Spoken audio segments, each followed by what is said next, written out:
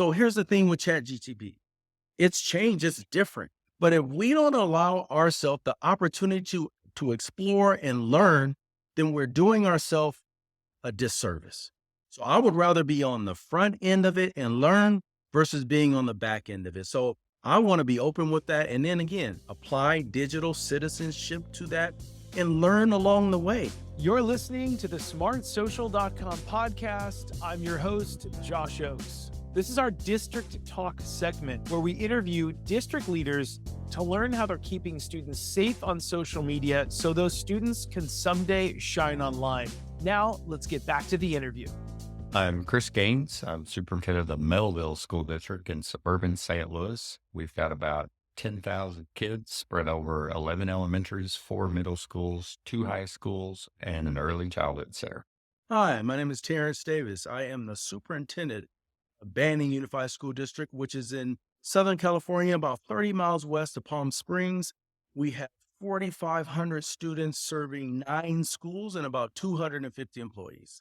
I'm Becca Lamon. I'm the superintendent of Ball-Chatham CUSD 5 in Chatham, Illinois, which is a suburb of Springfield, Illinois. We have approximately 4,600 students who are housed in 6 buildings. How is your school district approaching ChatGPT? I think the easy answer is at this point, we're not blocking it. We think that some of our teachers can find value in it. So we're not blocking anything at this point. But at this point, we also haven't done really any significant training with teachers about how they might be able to use it. So it's just kind of open right now. And we've not seen a lot of employees or kids for that matter log into it from within our network. I was just recently on a call yesterday, and it was superintendents, about 20 nationwide. We're on a Zoom call, and this question came up. And what's interesting is it varies across the nation. The first person that spoke says, no, we banned it and we're not going to use it. And so I usually speak up every once in a while. And so I said, in our district, we're not going to ban it, and we're going to have students use that. You talked about this. You talked about how there are pros and cons. And so what's funny is I listen to AM radio every once in a while. And so I was listening to it the other night, and they were talking about hundreds of years ago, there was this major concern about this new thing that was happening and what was going to happen. It was going to take over the world and just influence people for the bad. And that was the radio. And then there was this dance that was coming up, and oh my gosh, it's going to change the world. That was swing music. So here's the thing with ChatGPT. It's changed, it's different. But if we don't allow ourselves the opportunity to explore and learn, then we're doing ourselves a disservice.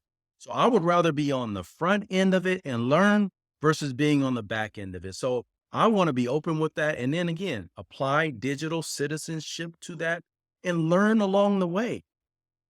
Children don't learn how to walk by not teaching them how to walk. They learn how to walk by walking and falling and then getting better. And that's what we need to do. And that's how I would apply that to ChatGPT.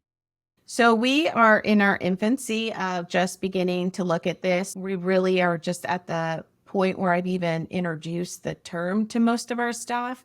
Most were unaware of its existence. I think that it's increasing awareness with the national media spotlight as of late. But I would say that's only in the last 3 weeks or 4 weeks. So we're just starting to look at plans. We're beginning our strategic planning for our new strategic plan is getting rolled out. And so we're going to embed some things there as well. But just looking at how our instruction is going to need to change to meet this new technology. And as I said before, we won't be going to restrictive measures. Are there any positive use cases that you've heard from students around ChatGPT? I think a lot of the things that we've heard have been around using ChatGPT to compare and contrast written works, especially, and to think about how to use, whether it's ChatGPT or something else, how to ask better questions and give better direction. Not directly in the K-12 system. I will tell you that I have a niece and she teaches at the collegiate level, and she was very upset when she was told that a student was using ChatGPT to do work. And so I asked her to reflect, and I asked her to think about, would you rather have a student learn something by going to ChatGPT or not do the assignment? And so that child had changed her mind. Then she looked on TikTok and learned a lot about it. She says, oh, maybe this is okay. And so I think that we're in our early stages with students in ChatGPT. And I think from the adult side, there's a lot of fear, but I want to release it and have students assist us in learning how it best supports them with a mindful eye and guidance as adults to assist students learn. So I can't speak specifically perhaps to a student use within our district, but I could talk more globally about what I anticipate are going to be those resources that students are going to have. Writing is a really challenging activity for many of our students, and I think that GPT is going to be able to give students models to look at, to cross-reference their own work, to be able to see how sentence structures can be developed. So I think it has a really powerful ability to give our students a resource that they can use to then model their own work. Is your school district changing any of your techniques for grading students and the types of assignments being used in the classroom? We've not seen any widespread difference. I think we've seen a little bit here and there, but really nothing widespread. We have some kids who will, try to put in the least amount of effort possible, and we've got kids who still are, very proud of doing their own work. At this point, we are not changing any ways of grading, but I will say this, and you talked about this, Josh Ochs. You talked about how students utilizing ChatGPT as a resource to learn, I think, is a positive thing. But to just copy and paste and put in a space is not. But how are we going to know that? I don't think we are going to know that. But I think that goes back to building and developing relationships with students. When you develop relationships with students, they'll tell you, they'll be very honest with you. And so again, we want to use the resource as a positive for learning. And I think that's how it can be done.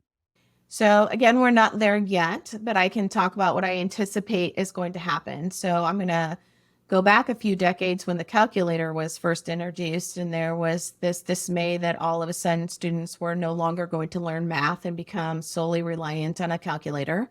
And we've learned over the last few decades how to integrate the calculator into advancing the mathematic skills and processes that our students possess.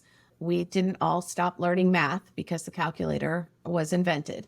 So I think that we're sort of on the brink of the same situation. We have this fear that ChatGPT and AI are going to prevent students from the ability to think and write on their own. And I really just look at it as, if we're ahead of that curve and we're thinking about that these are essential skills that students need to learn and develop, how do we restructure class time to make sure that students are practicing those skills? So almost going back to the evolution of the flipped classroom, we're going to have to make sure that students are writing in class instead of assigning writing as a homework assignment. If we want to ensure that their writing is authentic and that they are producing their own product, that's going to need to be done in class, possibly with the device off to the side, so that we're ensuring that they're developing that skill.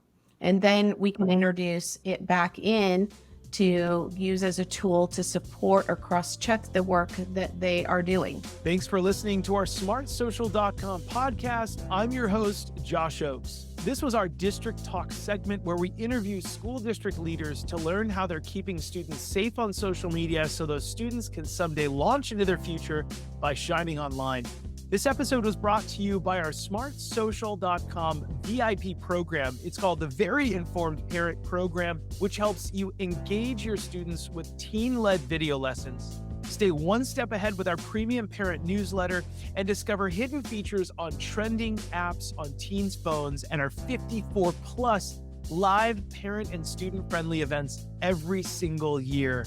You can click on the link below to chat with one of our team members if you want a free pass to our VIP program to support your community with our smartsocial.com resources.